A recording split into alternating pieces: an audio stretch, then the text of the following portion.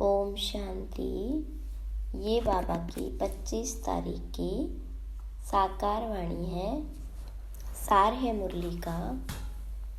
मीठे बच्चे ज्ञान की बुलबुल बन, सारा दिन ज्ञान की टिकलू टिकलू करते रहो, तो लौकिक और पारलौकिक माता पिता का शो कर सकेंगे। प्रश्न। कहावत है, अपनी घोड़ तो नशा चढ़े। इसका भावार्थ क्या है? तो बाबा ने कहा, अपनी घोटना अर्थात बुद्धि योग इधर उधर न भटकाकर एक बाबा को याद करना। एक बाप बुद्धि में याद रहे तो नशा चढ़े, परंतु इसमें देह अभिमान बहुत विघ्न डालता है। थोड़ी सी बीमारी हुई तो परेशान हो जाते हैं, मित्र संबंधी याद पड़ते हैं, इसलिए नशा नहीं चढ़ता। योग में रहे तो दर्द भी कम हो जाए। गीत तूने रात गवाई सोए के। ओम शांति। यह सब बातें शास्त्रों में भी लिखी हुई है, एक दो को समझाते भी हैं। अनेक प्रकार की मतें गुरु लोग देते हैं। बहुत अच्छे अच्छे भक्त कोठरी में बैठ एक गौमुख कपड़ा होता है, उसमें अंदर हाथ डाल माला फेरते हैं। यह भी सिखलाया हुआ फैशन है। अब बाबा कहते, यह सब छोड़ो, आत्मा को तो सिमरण करना है बाप का। इसमें माला सिमरने की बात नहीं। सबसे अच्छा गीत है शिवाय नमः। इसमें ही समझाया जाता है तुम माता पिता हो, भगवान को ही रचता बाप कहते हैं। अब रचता कहा जाता है तो क्या क्रिएट करते हैं? जरूर यह तो सब समझते हैं, नई दुनिया ही रचेंगे। गाते भी हैं, तुम माता पिता हम बालक तेरे। तो पहला ईश्वर सबका फादर ठहरा। फादर है तो मदर भी जरूर चाहिए। मदर के सिवाय क्रिएट कर न सके। सिर्फ यह कोई नहीं जानते कि क्रिएट कैसे करते हैं। दूसरा, आपस में सब भाई बहन हो गए, फिर विकार की दृष्टि जा न सकी। एक माता पिता है ना, तो यह पॉइंट बहुत अच्छी है समझने और समझाने के लिए। तीसरा, जरूर बाबा ने सृष्टि रची होगी। हम बालक थे, अब फिर बने हैं। 84 जन्मों का चक्र पूरा होने के बाद फिर अब माता पिता के बने हैं, जिसका ही भक्ति मार्ग में गायन चलता है। माता पिता सृष्टि रचते हैं, उनके बालक बनते हैं, तो जरूर सुख घनेरे देते होंगे। यह कोई भी नहीं जानते कि परमात्मा माता पिता भी बनते हैं, टीचर भी है, सतगुरु भी है। हम ब्रह्मा की औलाद आपस में भाई बहन ठहरे, कहलाते भी हैं। ब्रह्मा कुमार कुमारियां, उनको भी रचने वाला वह है। सुख घनेरे पाने के लिए माता पिता से राजयोग सीख रहे हैं। सुख घनेरे तब मिलते हैं जबकि हम दुख में हैं। ऐसे नहीं कि भविष्य सुख में आकर शिक्षा देंगे। जब हम दुख में हैं तब शिक्षा मिलती है सुख में है जाने की। वही माता पिता आकर सुख देते हैं। एडम और ईव तो मशहूर है, वह भी जरूर गॉड की संतान ठहरे, तो गॉड फिर कौन? बच्चे यह तो जानते हैं कि बाबा जो नॉलेज देते हैं यह सब धर्म वालों के लिए है। सारी दुनिया का उस बाबा से बुद्धि योग टूटा हुआ है। माया घोस्ट बुद्धि योग लगाने नहीं देती और ही बुद्धि योग तोड़ती है। बाबा आकर घोस्ट पर जीत पहनाते हैं। आजकल दुनिया में रिद्धि सिद्धि वाले भी बहुत हैं। यह है ही घोष्टों की दुनिया। काम विकार रूपी घोष्ट एक दो को आदि मध्य अंत दुख देते हैं। एक दो को दुख देना घोष्ट का काम है। सतयुग में घोष्ट होता नहीं, तो यह भी समझाया है। घोष्ट नाम बाइबल में है।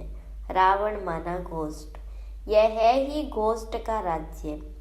सतयुग राम राज्य में घोष्ट होता नहीं, वहाँ सुख घनेरे होते हैं। ओम नमो शिवाय का गीत बहुत अच्छा है। शिव है माता पिता। ब्रह्मा विष्णु शंकर को माता पिता नहीं कहेंगे, शिव को ही फादर कहेंगे। एडम ईव अर्थात ब्रह्मा सरस्वती यहाँ हुए हैं। वहाँ क्रिश्चियन लोग गॉड फादर से प्रार्थना करते हैं। यह भारत तो माता पिता का गांव है, उनका जन्म ही यहाँ है। तो समझाना है, तुम माता पिता गाते हो तो आपस में भाई बहन ठहरे ना। प्रजापिता ब्रह्मा द्वारा रचना रचते हैं, वह तो एडॉप्ट करते हैं। सरस्वती भी एडॉप्ट हुई है। प्रजापिता ब्रह्मा ने एडॉप्ट किया है, तब तो इतने ब्रह्मा कुमार कुमारियां बने हैं। शिव बाबा एडॉप्ट कराते जाते हैं। नई सृष्टि ब्रह्मा द्वारा ही रची जाती है। समझाने की बहुत युक्तियां हैं, परंतु पूरा समझाते नहीं हैं। बाबा ने बहुत बार समझाया है। यह शिवाय नमः का गीत जहाँ तहाँ बनाओ, हम माता पिता के बालक कैसे हैं, वह बैठ समझाते हैं। ब्रह्मा द्वारा नई सृष्टि स्थापन की थी। अब कलयुग का अंत है, फिर से सतयुग स्थापन कर रहे हैं। बुद्धि में धारणा करनी है। नॉलेज बड़ी सहज है। माया के तूफान ज्ञान योग में ठहरने नहीं देते, बुद्धि चक्रित हो जाती। हमेशा समझाना चाहिए, भगवान रचता तो सबका एक है, फादर तो सब कहेंगे ना। वह निराकार तो जन्म मरण रहित है। ब्रह्मा विष्णु शंकर तो को सूक्ष्म चोला है। मनुष्य 84 जन्म यहाँ ही लेते हैं, सूक्ष्म वतन में तो नहीं लेते। तुम जानते हो हम माता पिता के बालक हैं। हम हैं नए बच्चे, बाबा ने एडॉप्ट किया है। जब प्रजापिता ब्रह्मा है तो कितनी प्रजा होगी, जरूर एडॉप्ट किया होगा। ब्रह्मा को बुझाएं बहुत दिखाते हैं, अर्थ तो कुछ भी समझते नहीं। जो भी चित्र निकलते हैं अथवा शास्त्र निकलते हैं, यह सब ड्रामा के ऊपर आधार रखना पड़ता है। ब्रह्मा का दिन था, फिर भक्ति मार्ग शुरू हुआ, वह चला आ रहा है। यह राजयोग बाबा ही आकर सिखलाते हैं, यह स्मृति में रखना चाहिए। कहते हैं ना, अपनी गोद तो नशा चढ़े, परंतु बुद्धि योग बाबा के साथ चाहिए। यहाँ तो बहुतों को का बुद्धि योग भटकता रहता है, पुरानी दुनिया के मित्र संबंधी आदि के तरफ या देह अभिमान में फंसे रहते हैं। थोड़ी बीमारी होती है, परेशान हो जाते, अरे योग में रहेंगे तो दर्द आदि भी कम होगा। योग नहीं तो बीमारी आदि कैसे छूटे, ख्याल करना चाहिए। माता पिता जो नंबर 1 पावन बनते हैं, वही फिर सबसे जास्ती नीचे उतरते हैं।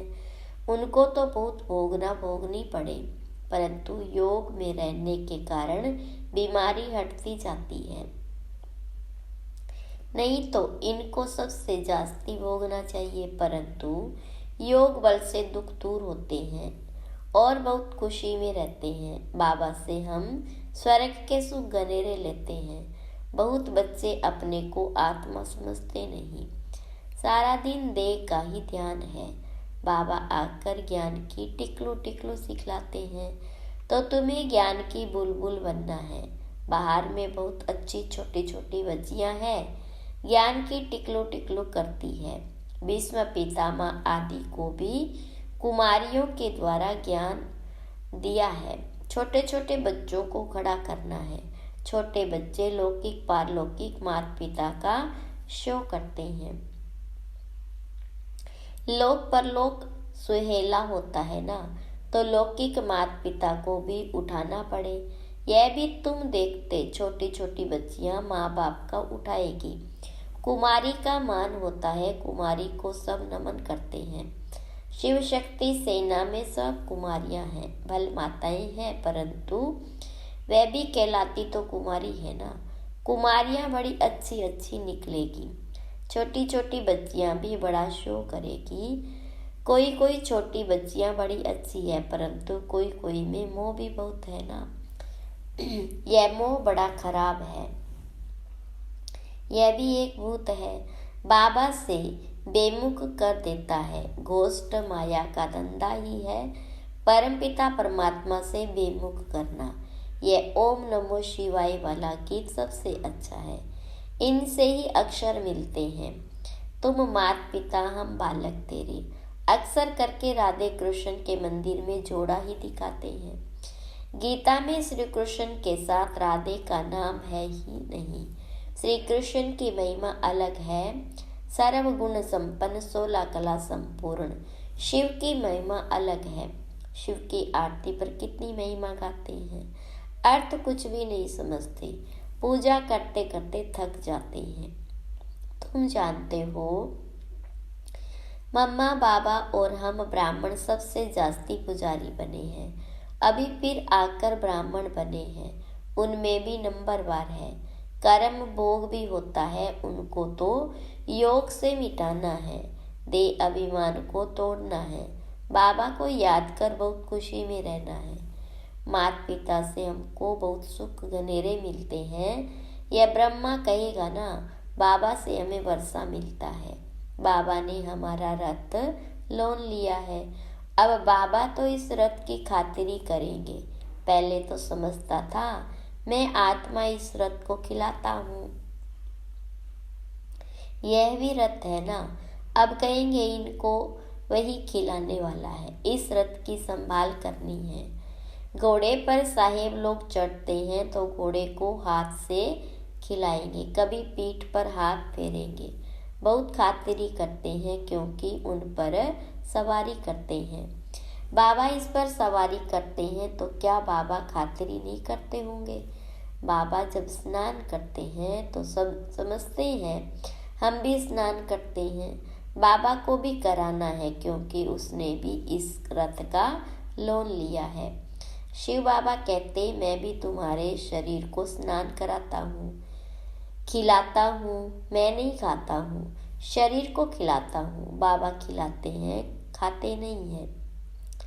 यह सब किस्म किस्म के ख्यालात चलते हैं। स्नान के समय, घूमने के समय, यह तो अनुभव की बात है। बाबा खुद ही कहते बहुत जन्मों के अंत के जन्म में प्रवेश करता हूँ। यह अपने जन्मों को नहीं जानते, मैं जानता हूँ। तुम कहते हो बाबा फिर हमको ज्ञान दे रहे हैं, वर्षा लेना है स्वर्ग का। सतयुग में तो राजा प्रजा आदि सब है, पुरुषार्थ करना है बाबा से पूरा वर्षा लेने का। अब नहीं लेंगे तो कल्प कल्प मिस करते रहेंगे, इतना ऊंच पद पा नहीं सकेंगे। जन्म जन्मांतर की बाजी है तो कितना श्रीमत पर चलना चाहिए। कल्प कल्प श्रीमत, कल्प कल्प निमित्त बनेंगे, कल्प कल्प वर्षा लेते आए हैं, कल्प कल्प के लिए यह पढ़ाई है। इसमें बहुत ध्यान देना पड़ता है। 7 रोज लक्ष्य लेकर फिर मुरली तो घर में भी पढ़ सकते हैं, बिल्कुल सहज कर देते हैं। ड्रामा तो बुद्धि में रहना चाहिए ना। इसको वर्ल्ड यूनिवर्सिटी कहा जाता है, तो कहाँ भी अमेरिका आदि तरफ चले जाओ, बाबा से वर्षा ले सकते हो। सिर्फ 1 हफ्ता धारणा करके जाओ। भगवान के बच्चे हैं तो भाई बहन ठहरे, प्रजापिता ब्रह्मा है तो उनके सब बच्चे आपस में भाई बहन ठहरे। जरूर ग्रस्त व्यवहार में रहते आपस में भाई बहन होकर रहेंगे तो पवित्र हो रह सकेंगे। बहुत सहज है। अच्छा, मीठे मीठे सिकी लदे बच्चों प्रति माता पिता बाप दादा का याद प्यार और गुड मॉर्निंग। रूहानी बाप की रूहानी बच्चों को नमस्ते। रूहानी बच्चों की रूहानी बाप दादा को याद, प्यार, गुड मॉर्निंग और नमस्ते। धारणा के लिए मुख्य सार। पहली पॉइंट, स्वयं को माया गोष्ठ से बचाने के लिए ज्ञान योग में तत्पर रहना है। मोह रूपी भूत का त्याग कर बाबा का शो करना है। ज्ञान की टिकलू टिकलू करनी है। दूसरी पॉइंट, पढ़ाई पर पूरा ध्यान देकर बाबा से वर्षा लेना है। कल्प कल्प की इस बाजी को किसी भी हालत में गंवाना नहीं है। वरदान, समय प्रमाण रूप बसंत अर्थात ज्ञानी व योगी तू आत्मा बनने वाले स्वशासन भव।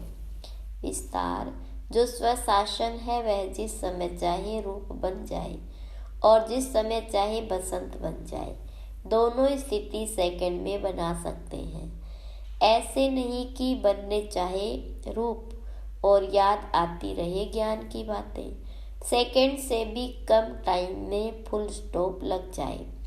पावरफुल ब्रेक का काम है, जहाँ लगाओ वहाँ लगे। इसके लिए प्रैक्टिस करो कि जिस समय जिस विधि से जहाँ मन बुद्धि को लगाना चाहे वहाँ लग जाए, ऐसी कंट्रोलिंग व रूलिंग पावर हो।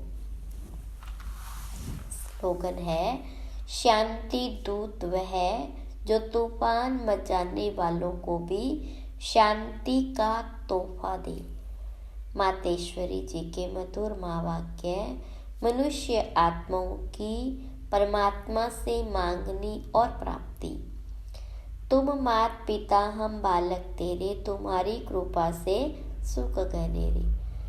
अब यह महिमा किसके लिए गाई हुई है? अवश्य परमात्मा के लिए गायन है, क्योंकि परमात्मा खुद माता पिता रूप में आए इस सृष्टि को अपार सुख देता है। जरूर परमात्मा ने कब सुख की सृष्टि बनाई है, तभी तो उनको माता पिता कहकर बुलाते हैं। परंतु मनुष्यों को यह पता ही नहीं कि सुख क्या चीज है।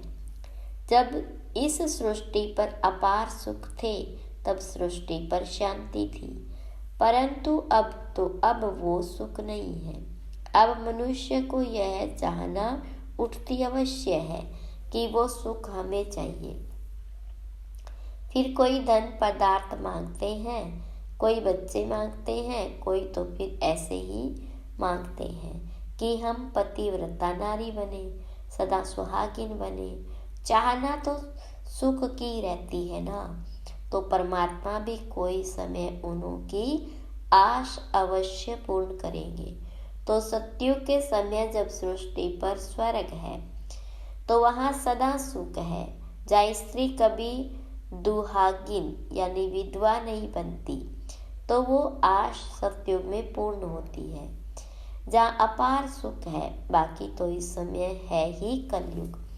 इस समय तो मनुष्य दुख ही दुख भोगते हैं। अच्छा, ओम शांति।